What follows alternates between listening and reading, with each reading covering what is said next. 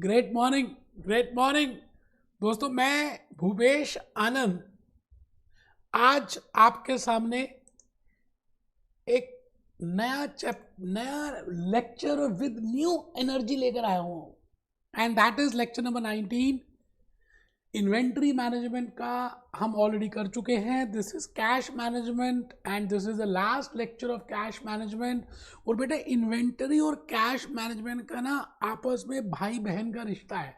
आज आपको प्रूव हो जाएगा that how they are brother and sister in relationship. Because William J Baumol ने इन्वेंटरी में भी फॉर्मूला यूज किया, कैश में भी फॉर्मूला यूज किया, सेम फॉर्मूला सेम लॉजिक, बस थोड़े से नाम हम बदल देंगे। बेटे आज रजिस्टर ओपन कर लेना और आज जरूर लिखना, क्योंकि मैं आज आपको मन से एक नई चीज बताने वाला हूं। तो lecture number 19 CMA USA part 2 section B corporate finance cash management unit 4 cash management. I have delivered 2 lectures for cash management. Today is lecture number 19th, no? I have delivered in lecture number 17th, 18th, 2 lectures में मैंने cash management के बारे में बताया। आज बस थोड़ा सा बताना है और फिर हमने कुछ क्वेश्चंस की प्रैक्टिस करनी है और नेक्स्ट लेक्चर तो पूरा प्रैक्टिस के ऊपर है बेटे। लेक्चर नंबर 20th तो मैं तीनों बुक्स के क्वेश्चंस कराने वाला हूँ, मिक्स कराऊंगा। पास्ट ईयर एग्जामिनेशंस देखेंगे, जूस नोट्स को देखेंगे। तो आइए, बड़ा मजा आने वाला है बेटे, बड़ा ही मजा आने वाला है। लेक्चर 19 CMA USA मैं चल पड़ा आपके सामने। मैं भूपेश आनंद आज बड़ा सेंटिमेंटल हो रहा हूँ दोस्तों। And I think in the 17th lecture, I have told you that there are three basic questions of cash management. If you want to become a good cash manager, if you want to become a management accountant, CMA USA, along with that, because you have to be a good cash manager, then you should know how to manage that cash. And if you want to know how to manage that cash, you have to answer my 3 questions. What is the requirement of cash? How much cash is required? And third is when you require. So today I will be answering question number 2. How much cash is required? How much is the optimum balance? कितना balance होना चाहिए cash का? अच्छा मुझे एक चीज बताइए, आप सबको मालूम है कि ह्यूमन बीइंग का ब्लड में होमोग्लोबिन कितना होना चाहिए, या बॉडी का टेम्परेचर कितना होना चाहिए, या ब्लड का प्रेशर कितना होना चाहिए, या शुगर लेवल कितना होना चाहिए? बेटे ये हमें पता नहीं था। हमने धीरे धीरे साइंस की हेल्प से, लोगों की कैलकुलेशंस की हेल्प से, लोगों को टेस्ट किया उसकी हेल्प से ये सब कुछ कैलकुलेट किया और हमने देखा कि जिसका नॉर्मल ब्लड प्रेशर इतने से इतना रहता है वो ज़्यादा लंबे समय तक जीता है। जिसका बहुत ज़्यादा ऊपर रहता है और बहुत ज़्यादा नीचे रहता है, मतलब वेरी करता है, उसका हिसाब किताब जल्दी हो जाता है। तो in this today's lecture I want to find out what is the optimum balance of cash which an organisation should have. As a management accountant मुझे ये चेक करना है कि मेरा बैंक HDFC है, उसके पास हर समय अवेलेबल कैश कितना होना चाहिए। एक्सेस कैश को हम मार्केटेबल सिक्योरिटीज में डिपॉजिट कर देंगे and HDFC will earn rate of interest on that. But the point is, this is a very alarming situation that company HDFC should have optimum balance of cash, neither low nor high. तो मैं आज आपको उन्हीं चीज़ों को calculate करने के लिए मॉडल्स की बात करेंगे। वैसे हमने लास्ट लेक्चर में ये बात सीखी थी that if I want to answer these 3 questions, I can either use models or I can use techniques. अब ये जो मॉडल्स है ना बेटे, हॉक में, ग्लेम में, वाइले में, इन्होंने कैश और मार्केटेबल सिक्योरिटीज दोनों के लिए लिए। एक सेकंड बेटा, मेरा फोन ऑन रहेगा।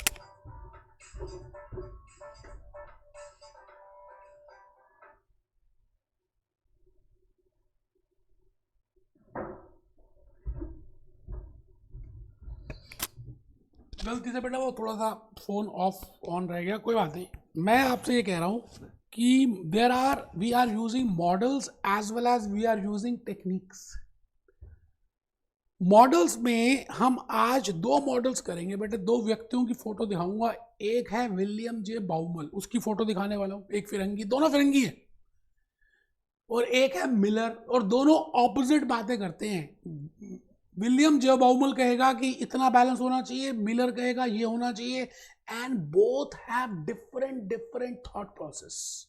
जैसे हमारे घर में there are two schools of thought, different thoughts are there, thought one thought two, thought one thought two. बेटे हम घर में भी आप देखें, ग्रैंड पेरेंट्स, पेरेंट्स, सन, बच्चे, सबका अलग अलग विचार होता है। तो ऐसे ही फिरंगियों में भी दो विचार आए, आज हम उनको भी देखेंगे। आप पहले जल्दी से रजिस्टर ओपन करें और लिखें कैश मैनेजमेंट, लिखें जी, दोबारा से लिख लें एक बार। और क्वेश्चन नंबर 2 लिखें, how much cash balance is required, ठीक है जी। And for this I will be using models and techniques, ठीक है जी। Within models, those models are named as cash management models. और यहां पर हम लिखेंगे cash management, cash flow management techniques में cash flow management and cash management models. Last lecture में बेटे हमने फ्लोटिंग किया, लॉक बॉक्स किया, कंसंट्रेशन बैंकिंग की, और मैंने आपको कलेक्शन फ्लोट के बारे में बताया, डिसबर्समेंट फ्लोट के बारे में बताया। मैं आज टेक्निक्स तो नहीं बता रहा क्योंकि वो हम ऑलरेडी डिस्कस कर चुके हैं। So today I will be telling you about cash management models. और कैश मैनेजमेंट मॉडल्स में बेसिकली हम जो आंसर करने वाले हैं वो यही है, that how much is the should be the optimum balance of cash. अच्छा, एक बात मैं कहना चाह रहा हूँ, सुनना जरा, थोड़ा सी बात क्या है कि जो मैं आज कोई भी मॉडल यूज करूँ, मैं ये कहना चाहता हूं, whether I am using Baumol और whether I am using Miller, both the models, we want to find out the optimum balance of cash which should be holded, which should be holded by organization at any given point of time। बड़ा प्यार से लिखा है जी, बहुत बड़ी गहरी line है। अगर आपने ये लाइन समझ ली ना तो आज का लेक्चर और कैश मैनेजमेंट का जो भी क्वेश्चन आएगा बेटे यकीन मानिए आप कर पाएंगे, अगर आप लिख लेते हैं तो।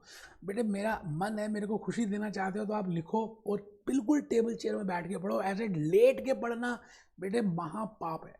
विद्या का धन तभी आता है जब आप टेबल चेयर में बैठ के पढ़ते हैं। तो मैं ये कहना चाहता हूं that in these cash management models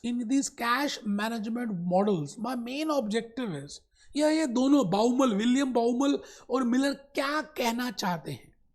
मेरी आवाज सुनो, ये कहते हैं जी मेरी आवाज सुनो, मेरी आवाज सुनो, ठीक है, सुनते हैं जी।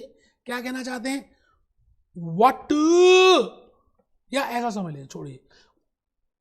they want to calculate optimum balance of cash which should be holded by organization at any given point of time। ऐसा कौन सा ऑप्टिमम बैलेंस है जो हर समय आपके पास होल्ड होना चाहिए। जैसे मैं ये कहता हूँ, ये मेरे पास बेटे मार्कर है, ये मार्कर है, मैंने मार्कर को पकड़ लिया तो मैंने होल्ड कर लिया। होल्ड का मतलब है ये मेरे पास ही रहेगा, मैं कहीं रख नहीं रहा, मेरे जेब में रहेगा। ये लो, ये दूसरा मार्कर मेरे जेब में रहेगा, ये पेन भी मेरे पास रहेगा, ये हाइलाइटर भी मेरे पास, मैंने इनको होल्ड करके रख लिया। होल्ड का मतलब है मैं इसको इन्वेस्ट नहीं कर रहा। इट मीन्स मेरे पास हर समय at any moment of time मेरी ऑर्गेनाइजेशन के पास, जिसका मैं मैनेजमेंट अकाउंटेंट हूं, कितना कैश हर समय होना चाहिए। क्योंकि इससे ज्यादा भी नहीं होना चाहिए, इससे कम भी नहीं होना चाहिए। क्योंकि अगर इससे ज्यादा हुआ तो मैं एक अपॉर्चुनिटी लूज कर रहा हूं। That opportunity is interest cost. I could have earned interest on that excess balance. कैसे? मैं उस पैसे की मार्केटेबल सिक्योरिटीज खरीद लेता, मनी मार्केट में चला जाता, गवर्नमेंट के बॉन्ड्स ले लेता, बैंक एफडीज कर देता या कुछ भी कर देता, और इस एक्सेस कैश के वो पैसे जब मैं इन्वेस्ट करता शॉर्ट टर्म पीरियड के लिए तो मुझे वहां से कुछ इनकम मिलती। वो नहीं मिल रही क्योंकि मैंने उसमें इन्वेस्ट नहीं किया। क्योंकि मैंने क्यों नहीं इन्वेस्ट किया, क्योंकि मुझे पता ही नहीं था कि कितना ऑप्टिमम बैलेंस होना चाहिए। आपको जब ये मालूम ही नहीं है कि आपकी बॉडी का नॉर्मल ब्लड प्रेशर कितना होना चाहिए, तो बेटे आपको हाई और लो तो पता ही नहीं चलेगा, क्योंकि हाई में आपको दवाई लेनी है और नीचे करना है, लो में भी दवाई लेनी है, ऊपर करना है। It means it is very important that you should know how much is the optimum balance of cash which I should hold at any moment of time. And with the help of these two models, I want to calculate at what is that optimum balance. But these two people, they have two different thoughts, and these two models I will be using for cash as well as for finding out the optimum balance of cash as well as the optimum balance of marketable securities. इसका मतलब मैं excess balance को invest करूंगा. अच्छा, जब मैं invest करूंगा तो वहां से पैसे भी आएंगे, मेरे को इनकम आएगी. So there are two or three points which we will be consider. But क्या लगता है, ये समझ आया आपको? Optimum balance of cash which should be holded मतलब हमेशा आपके पास होना चाहिए at any given point of time. बिल्कुल ठीक है सर. आइए जी, मैं थोड़ी सी आपको स्लाइड्स दिखाऊंगा, बड़े प्यार से और बड़ी मेहनत से बनाई है जी मैंने आप ही के लिए. जूस नोट्स के अलावा मैंने कुछ स्लाइड्स बनाई हैं. मैं भूपेश आनंद आपको आज से 4-5 क्लासेस पहले लेके जाने वाला हूँ. At the time I have started inventory management, and in that inventory management I have told you that how we can calculate how much quantities to be ordered, and we have calculated economic order quantity. हमने उस जमाने में 5-6 classes पहले EOQ निकाला था, जिसको हम बोलते हैं इकोनॉमिक ऑर्डर क्वांटिटी. मतलब हम कितने यूनिट्स ऑर्डर करें कि हमारी ऑर्डरिंग कॉस्ट और कैरिंग कॉस्ट मिनिमाइज हो जाए. और मैंने आपको 3 मेथड्स कराए थे, tabular method, graphical method and formula method. बेटे आज कैश मैनेजमेंट में हम 3 मॉडल्स 3 मेथड्स नहीं करेंगे. कंसेप्ट वही है, हमने ऑलरेडी उसमें समझ लिया, इतना टाइम लगा दिया. अब बार बार थोड़ी मेरे को 3 बार लगाना. बेटे बेस तो मैंने इन्वेंट्री में बना दिया, ये तो छोटा भाई है, वो बड़ा भाई हम ऑलरेडी कर चुके हैं इन्वेंट्री मैनेजमेंट में. बाउमल की बातें ऑलरेडी सुन ली है, वही बाउमल ने आज यहाँ पे भी कुछ बोला. तो देखते हैं. फर्स्ट पॉइंट आप ये लिख लें, optimum balance of cash can be calculated by 3 methods. ये लिखना पड़ेगा बेटे, लिखना है. मुझे खुशी मिलेगी यार लिखोगे तो. यार ऐसे मत करो, देखो मुंह छोटा मत करो. लिखते समय आप खुश होकर लिखोगे ना तो मुझे खुशी मिलेगी, वाइब्रेशंस अच्छी आएंगी. लिखो, optimum balance of cash can be calculated by 3 methods: tabular method, graphical method, formula method. But my dear friends, I am not doing tabular method here because we have already discussed. I am not doing graphical method. We have already discussed, because in Hawk, because in Glam, because in Wiley, they have used the formula. So the same logic is there. I will be using the formula, but still क्या कहते हैं, दिल है कि मानता नहीं. मुझे आपसे इतना प्यार है कि मैं क्या करूं. तो मैं ग्राफिकल मेथड में थोड़ा सा पहले बता रहा हूं. बेटा यहां पर मैं ऑर्डरिंग कॉस्ट नहीं ले रहा. इन्वेंट्री मैनेजमेंट में मैंने ऑर्डरिंग कॉस्ट ली थी. क्या कोई बच्चा बता सकता है कि यहां पर ऑर्डरिंग कॉस्ट नहीं आएगी? क्यों? बिकॉज यहां पर मुझे कोई इन्वेंट्री को ऑर्डर नहीं करना बाजार से, कुछ बाजार में ऑर्डर नहीं करना कि भाई इतनी क्वांटिटी भेज दो. आई विल नॉट इनकर एनी ऑर्डरिंग कॉस्ट. बट मैं क्या करूंगा, जब बैलेंस एक्सेस होगा तो उसकी मैं मार्केटेबल सिक्योरिटीज खरीद लूंगा. अच्छा, मार्केटेबल सिक्योरिटीज खरीदने में फ्री में तो आएंगी नहीं, मुझे उस ब्रोकर को, दलाल को, दल्ले को पैसे देने पड़ेंगे. मोतीलाल ओसवाल को, एसएमसी वाले को पैसे देने पड़ेंगे, because I have purchase marketable securities and I can not directly purchase until I have demat account.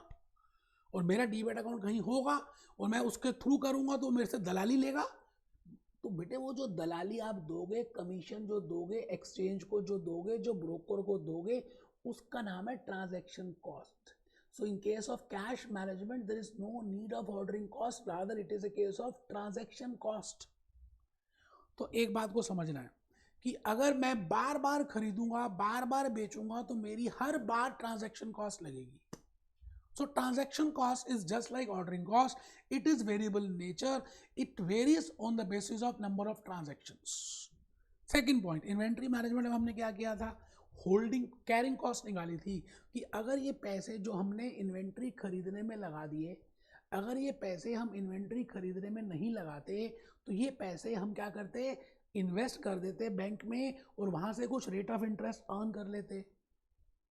बेटे इसलिए मैं कहता हूँ कैश मैनेजमेंट से पहले इन्वेंट्री मैनेजमेंट आपको आना चाहिए, तभी मैंने पहले इन्वेंट्री कराया था। इसी तरह से similarly the same logic if I apply here, the access cash balance which I am carrying, it has some opportunity interest, because I could have invested in a marketable security and I could have earned some interest on that.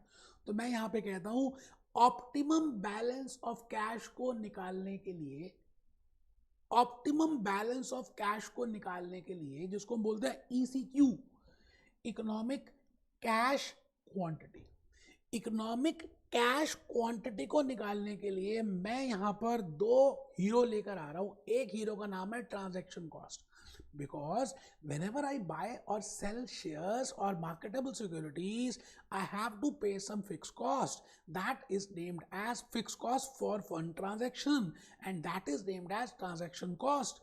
Similarly, I have to incur, if I am keeping excess cash with me, I have to pay interest. I am losing some interest on that, because I could have earned some interest on that if I would have invested in those marketable securities, which I am not doing it. That is named as opportunity interest. तो दो चीज़ों का ध्यान रखना है बेटे। Opportunity interest inventory में भी था, यहाँ पे भी है।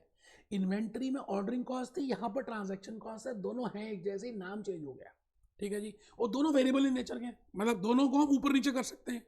मैंने कहा fix cost per transaction fixed है ना, वैसे तो अगर नंबर ऑफ ट्रांजैक्शंस को देखें तो फिर चेंज हो सकती है। तो बिल्कुल वही वाली बात जो हमने इन्वेंट्री में यूज की। होल्डिंग कॉस्ट देखिए आप, इंक्रीजिंग इन नेचर है। कैसे?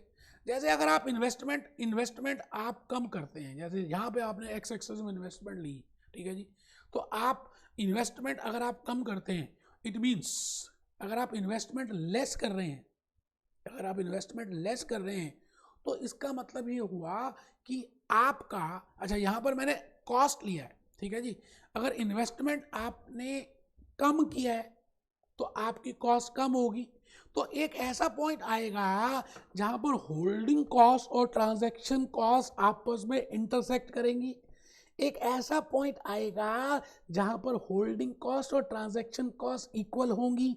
ग्राफिकल मेथड में मैं वहां से परपेंडिकुलर ड्रॉ करूंगा, और मैंने यहीं से अलजेब्रिक करवाया था, है ना, याद है बेटे। सेम लॉजिक हम यूज करेंगे और हम यहाँ पर कैलकुलेट कर देंगे इकोनॉमिक कैश क्वांटिटी।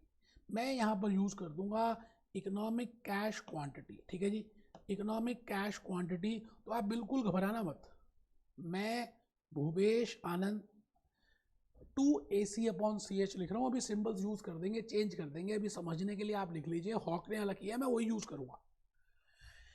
ए का मतलब है annual requirement of cash, CA का मतलब है कॉस्ट पर ट्रांजैक्शन, CH का मतलब है holding cost per annum per idle rupee. 1 रुपया भी अगर आइडल रहेगा तो उस पर जो हमें सूत मिल सकता था वो नहीं मिलेगा, उसको बोलते हैं बेटे होल्डिंग कॉस्ट पर एनम, ठीक है सर। तो मोटी सी बात है, हमने करना वही है जो हमने पहले बताया, लेकिन सबसे इंपॉर्टेंट पॉइंट अब बताने जा रहा हूँ बेटे। हमने याद है इन्वेंट्री मैनेजमेंट में कुछ अजम्पशंस की थी कि भाई ये मॉडल जो है ना क्लोज मॉडल है। बाउमल की फोटो देखी है आपने कभी? ये लो बाउमल की फोटो देखते हैं कि बाउमल दिखने में कैसा, भैया उसका फॉर्मूला करना है ना।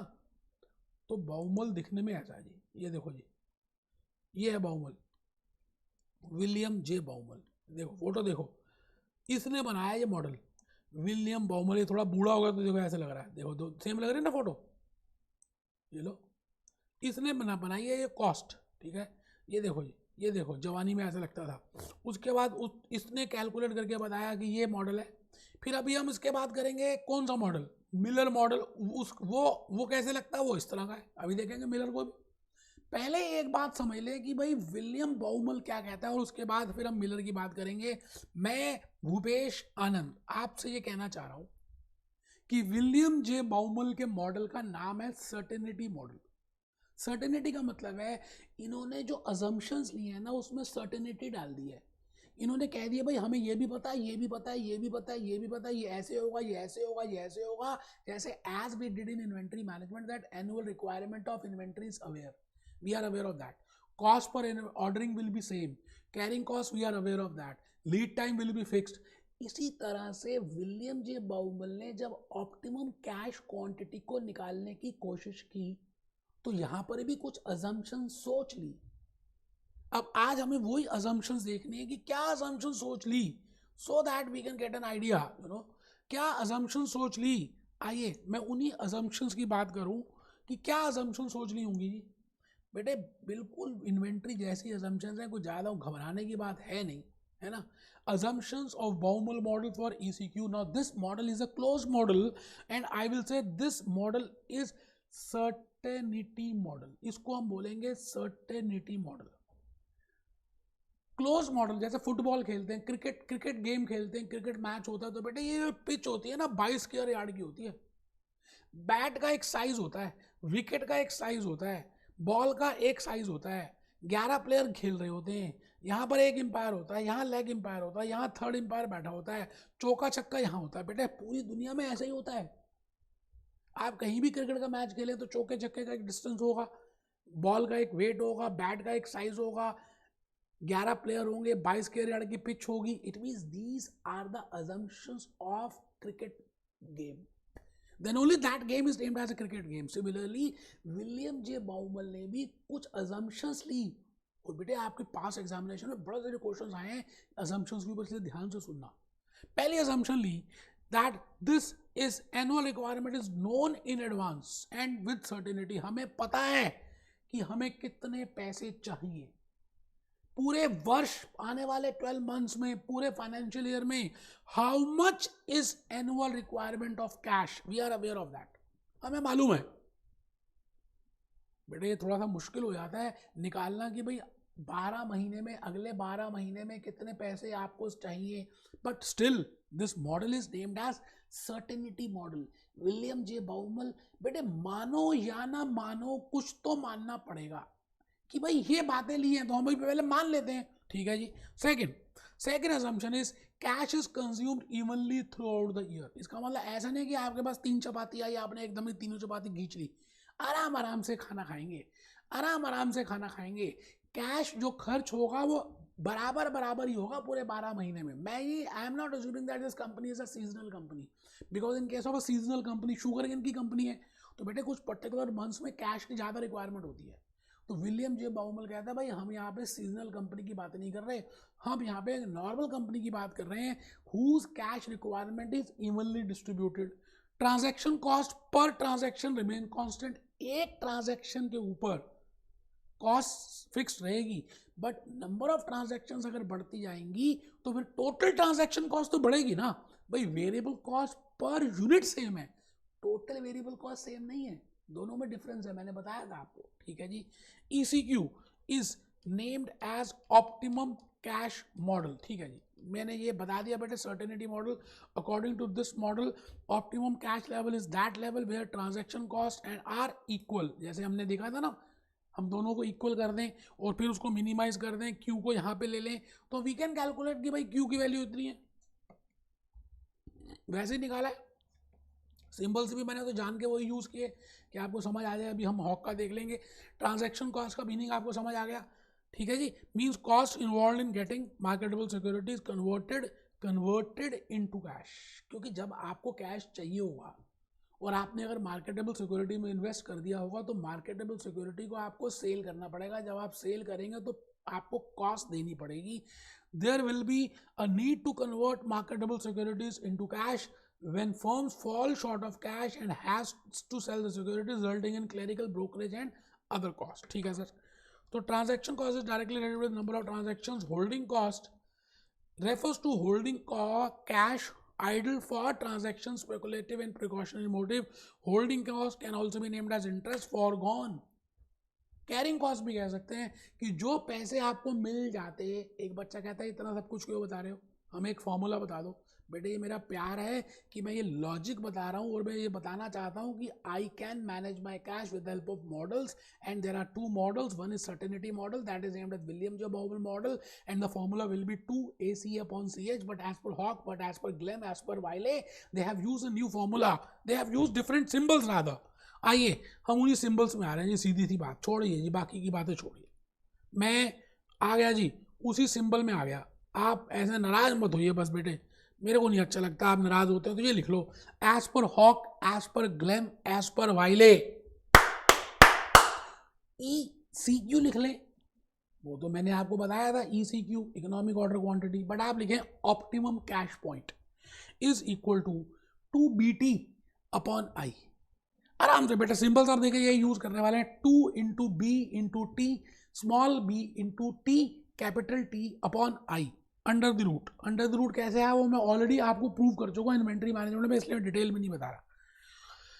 Optimum level of cash, B is fix cost per transaction. मैंने कहा ना, आप जब वो मार्केटेबल सिक्योरिटीज को बेचेंगे और कैश रियलाइज करेंगे या खरीदेंगे, you have to pay some cash, you have to pay some brokerage, that is named as transaction cost. So B, America में भी ऐसे होता है बेटा। T, total demand of cash for the period, हमने पूरे 12 महीने में इतनी डिमांड है और हमें ये मालूम है, पहले से ही पता है। बाउमल कहता है सब कुछ तो पता हमें। अच्छा जी, पता है। I is interest rate of marketable securities, that is opportunity cost of holding cash। ठीक है जी, बाकी दिया गल्ला छड़ो, दिल साफ होना चाहिए है। तो ऑप्टिमम कैश का मैंने फॉर्मूला लिख दिया, 2 into B into T, 2 into B into T upon I, upon I, whole under the root, whole under the root. आराम से बेटे देखिए ये फॉर्मूला कैसे डिराइव हुआ, लॉजिकली सब बात मैं बता चुका हूं। मैं आपको सीधा लेके चल रहा हूं हॉक की तरफ, हॉक की तरफ। हाँ, मैंने हॉक से क्वेश्चन कराना है और मैं चाहता हूं कि आप मेरे साथ साथ उस क्वेश्चन को करें या एटलीस्ट पढ़ लें। ये बेटे हॉक का क्वेश्चन है, देखो ये हॉक का है, हॉक का स्टडी टेक्स्ट नहीं रख दिया मैंने तो आपके सामने। HDK demand for cash during the years time is $5 lakh. वो कहता है जी एक वर्ष में 5 लाख, अच्छा कैपिटल टी है जी, $5 लाख। ठीक है। Each security, each time HDK sell securities to raise cash it pays commission of $10। मैंने बताया था ना कि एक्सेस पैसे को जमा कराना पड़ेगा या खरीदना पड़ेगा तो आपको यहाँ पे ट्रांजैक्शन कॉस्ट लगेगी $10। इंटरेस्ट रेट अगर आप नहीं करते तो आपको इंटरेस्ट रेट लूज करेंगे 4 पर ईयर। ठीक है जी, 4 पर ईयर। तो मैंने लिख दिया जी I is equal to 4% per annum. How much securities should sell each time to cost. Now here you can either calculate optimum balance of marketable securities और optimum balance of cash, तो दोनों में एक ही फॉर्मूला लगेगा। मैं इसलिए marketable securities में आपको दोबारा से बाउमल मॉडल नहीं कराने वाला। आप यहाँ पे दोनों में से कुछ भी निकालना चाहे निकाल सकते हैं, because marketable securities just like cash equivalent. So either I can calculate how much should be the optimum balance of cash और I can calculate how much should be the optimum balance of marketable securities. ठीक है जी, तो बड़ी simple सी बात है जी, figure से put करनी है BT दिस एंड आपने ऑप्टिमम कैश का फॉर्मूला यूज कर दिया, कैलकुलेटर आपके पास है, इरादे आपके बुलंद हैं और $15,811 आपके पास आ गए। It means you should have this much as the optimum balance of cash. आइए जी, मैं नीचे आ गया जी, अभी मिलर मॉडल नहीं करते, एक क्वेश्चन और करते हैं जो हॉक में दिया हुआ है। सम मैनेजर्स, या चलिए पहले 96 करते हैं। William Baumol cash model is used to determine the optimum split between cash and current marketable securities। बड़ी सिंपल सी बात है बेटे, हमने यही तो देखना है कि हमारे पास कैश कितना पड़ा हो और एक्सेस कैश हो तो हम मार्केटेबल सिक्योरिटीज में ढूंढ लें। So there is a trade off, we want to find out the balance, we want to find out the best balance of cash and marketable securities. ठीक है जी, दिस मॉडल अज्यूम्स, अब देखिए यहाँ पे assumptions की बात हो रही है। अजम्पशंस मैंने अभी बताई थी, टी सर्टेनिटी मॉडल है। We know how much is the demand of cash, we know what is the cost per transaction, we know how much is the interest rate, सब पता है।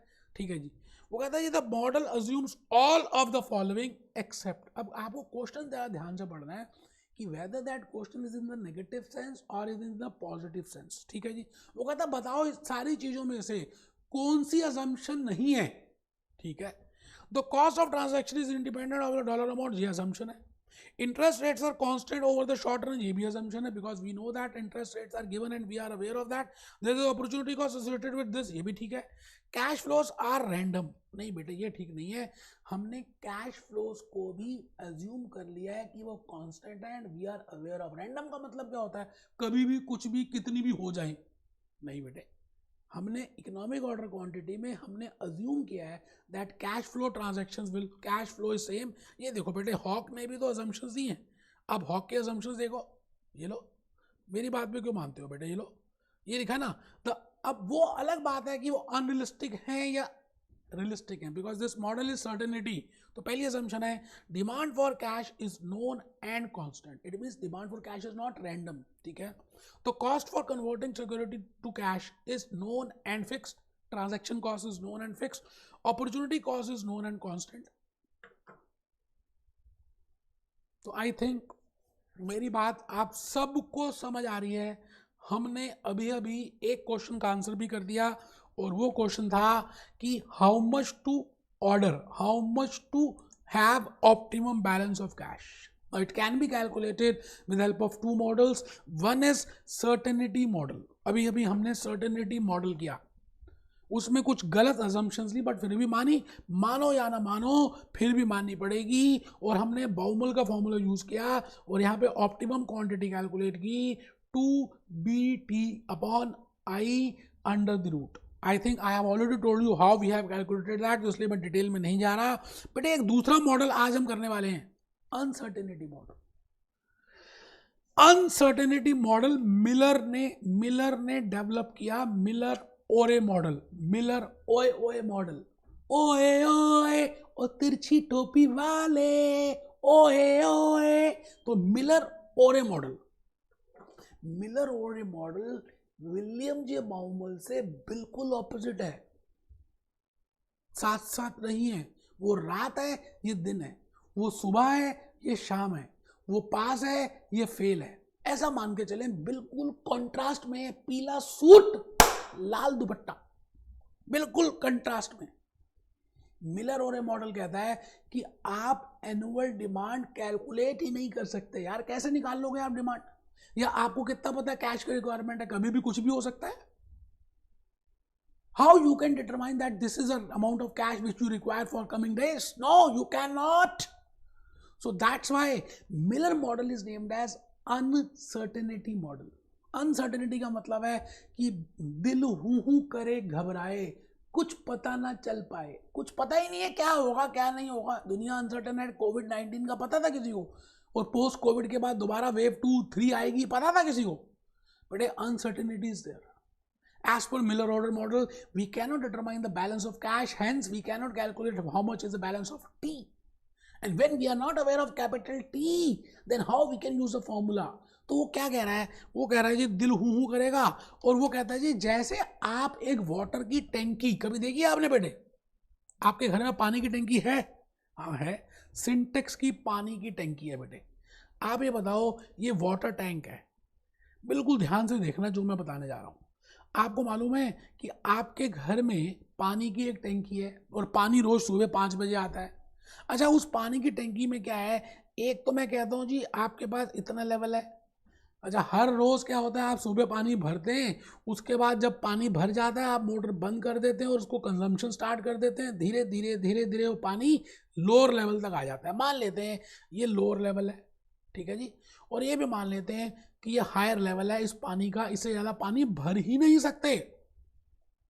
तो मिलर ओरे मॉडल कह रहा है that cash requirement during the year for an organization is just like a water tank in which we have a maximum balance.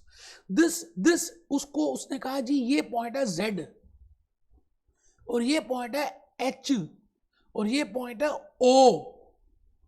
इसका मतलब आप जब इस पॉइंट पे पहुंच जाते हैं, this is return point, this is highest point, this is highest point, this is lowest point. अब आप ये बताइए, एक ऑर्गेनाइजेशन है वो अपनी ट्रांजैक्शंस करती जा रही है।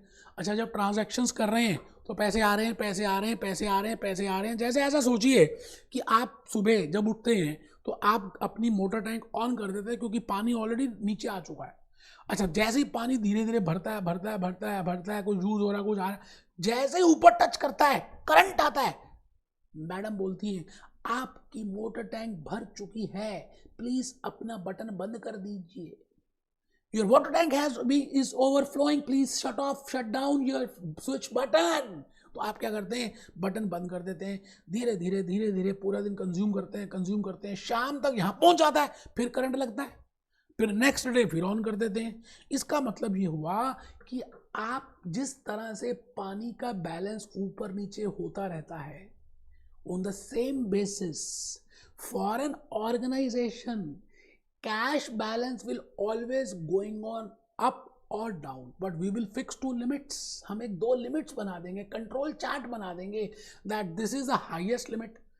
अगर कैश का बैलेंस इस पॉइंट को टच कर गया, आई रिपीट, कैश आ रहा है, कैश आ रहा है, कैश आ रहा है, कैश आ रहा है, आजा आजा आजा, आने वाले आ, गले लग जा, कैश आ रहा है तो आपका बैलेंस बढ़ता जा रहा है, बढ़ता जा रहा है, कैश का बैलेंस बढ़ रहा है, बढ़ रहा है, बढ़ रहा है। जैसे ही हाईएस्ट पॉइंट को टच करेगा, आप उसी समय मार्केटेबल सिक्योरिटीज को खरीद लेना, क्योंकि उससे ज्यादा आप होल्ड नहीं कर सकते कैश।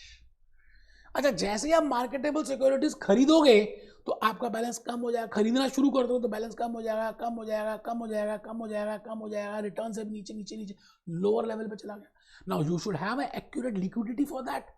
तो जैसे नीचे टच किया, आपने मार्केटेबल सिक्योरिटीज फिर बेच दी, फिर अब कैश आ रहा है। जब आप सिक्योरिटीज बेचोगे तो कैश पैसे आएंगे, आ रहा है आ रहा है आ रहा है आ रहा है, वो दोबारा जेड पॉइंट के आसपास आ जाएगा, फिर एच के पास आ जाएगा।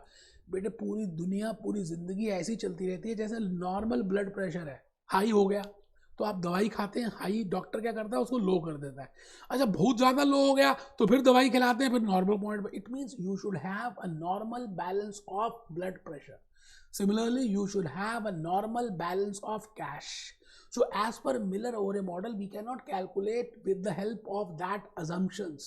Those assumptions which are being taken by William J. Baumol are unrealistic. बेटे मैं टाइम क्यों लगा रहा हूँ, क्योंकि पेपर में बार बार इसी के ऊपर पूछा उन्होंने। तो आइए एक बार हम देखें कि मैंने आपको अपनी उसमें क्या दिखाया हुआ है बेटे, अपने पीपीटीज में क्या दिखाया है। फिर उसके बाद मैं आऊंगा जूस नोट्स में अनसर्टेनिटी मॉडल, मिलर ओरे मॉडल, और इसका दूसरा नाम है स्टोकेस्टिक मॉडल। बेटा ये मेरी मेहनत है कि मैंने 3 नाम दिए हैं। As per this model cash requirement can not be determined. सबसे पहली बात है, मिलर ओरे कहता है भाई कैश का रिक्वायरमेंट हम ढूंढ ही नहीं सकते, ऐसी बेवकूफ वाली बातें करी आ रहे हो। तो stochastic model management fix ZOH। बेटा Z क्या है, नॉर्मल कैश बैलेंस, O क्या है, मिनिमम कैश बैलेंस, H क्या है, मैक्सिमम कैश बैलेंस। जैसे ये देखिए वाटर बैलेंस, मैंने वाटर टैंक लगाया, ये मैक्सिमम बैलेंस है, ये नॉर्मल है, ये मिनिमम है। जैसे 1 लाख से ज़्यादा हो गया बेच दो, फिर नीचे आ जाओ, जैसे 20,000 से कम हो गया फिर बेच दो, ऐसे ही ऊपर नीचे ऊपर नीचे ऊपर नीचे इसी में चलता रहेगा। तो following is a graphical presentation. देखिए था मैंने गूगल से इसकी ग्राफिकल प्रेजेंटेशन डाउनलोड की, PPT बनाई और आपके सामने लेके आया। ये है प्यार, और एक वो प्यार है जो आप लेट के पढ़ रहे हैं, आपको लग रहा है बस सब कुछ ऐसी फ्री में मिल रहा है, ऐसी पास हो जाओगे क्या, क्या यार, बैठ के पढ़ना है बेटे। Now this point is, I have just prepared the graph which has been given by Miller over a cash management model or the marketable securities model. This is the return point and this is the upper limit, this is the lower limit. For example, we have started from here, धीरे धीरे cash आ रहा है, जा रहा है, आ रहा है, जा रहा है, आ रहा है, जा रहा है। जैसे ही टच करेगा we will यहाँ पे देखिए क्या लिखा है, purchase of marketable securities. At that point where it will touch the highest point, from that point I will start buying the marketable securities, and then it will reach at the lower point, I will start selling my marketable securities because I should have a liquidity position and I should be at that set point। ठीक है जी, बोलो बस इसमें तो इतना ही करना, ज़्यादा कुछ ज़्यादा मुश्किल वाली बात है नहीं। तो दोस्तों ये लेक्चर नंबर 19 की लास्ट कड़ी है जो मैं बोलते जा रहा हूँ। बेटे यूनिट 4 वर्किंग कैपिटल बस और 2-3 लेक्चर्स में खत्म हो जाएगा। मैं नेक्स्ट लेक्चर में इसकी पूरी प्रैक्टिस कराऊंगा। जैसे मैंने पहले यूनिट्स की प्रैक्टिस कराई, इन्वेंट्री मैनेजमेंट की प्रैक्टिस हमने की, फिर रिसीवेबल्स मैनेजमेंट किया, वर्किंग कैपिटल किया, आज कैश मैनेजमेंट के भी 3 लेक्चर्स 17, 18, 19 मैंने ले लिए। बेटे समय बीतता जा रहा है, आप चाहें तो एग्जामिनेशन पोस्टपोन हो सकते हैं, लेकिन बेटे पोस्टपोनमेंट से भी क्या फ़ायदा होने वाला है, पढ़ना तो है ही ना। और आप अपने लिए पढ़ रहे हैं यार, कोई मेरे लिए तो पढ़ नहीं रहे। लाइफ में जो भी कुछ करेंगे आपको खुद का बेनिफिट होगा। अब नहीं करोगे तो फिर कब करोगे, कब इंक्रीमेंट मिलेगा, कब आपकी क्रेडिबिलिटी बनेगी, कब स्टेटस होगा, कब नेम, कब फेम, कब होगा बेटा। इससे बेस्ट कोर्स कोई है ही नहीं शॉर्ट टर्म। लॉन्ग टर्म में तो बड़े अच्छे अच्छे कोर्स भी हैं, बट बेटे आपने एक डिसीजन लिया है, करके दिखाओ यार, मज़ा तो तभी है ना। तो नेक्स्ट लेक्चर में हम प्रैक्टिस करेंगे, क्वेश्चंस करेंगे, और उसके बाद हमने छोटा सा 1-2 लेक्चर के रिसीवेबल्स मैनेजमेंट है और चैप्टर ही खत्म है। Be happy, B jolly, B cheerful.